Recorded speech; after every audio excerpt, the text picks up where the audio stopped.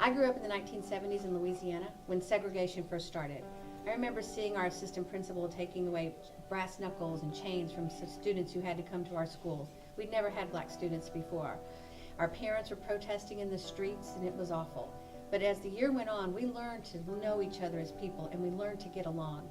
And that's the only way that we can get away from these labels, is that we come to know each other as people, not as so much black or white or Hispanic, but as true people with gifts and talents.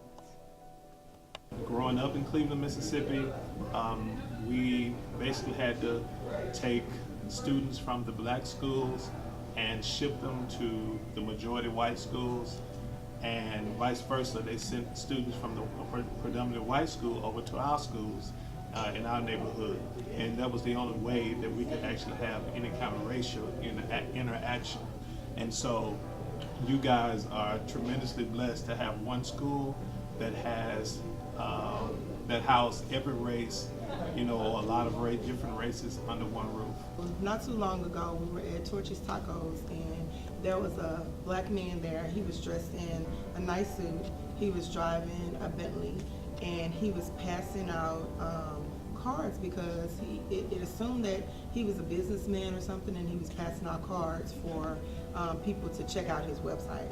And there were two white men that came over and said, "Well, do you think he's a football player?" They never took the time or day to ask the gentleman who he was or what he was doing or if he was a football player. They just made the assumption that because he was black and he was driving a Bentley, he had to be a football player. But we did take the opportunity to go and ask him. He was actually a successful businessman, and he had wrote a book, and he wanted people to go online and read, get the information about his book. So it just goes to show it doesn't necessarily always have to be that a black man is he has money because he's a football player or he's a basketball player. We do have some black people that are educated and they're successful black men, and they go after their dreams and their endeavors in life.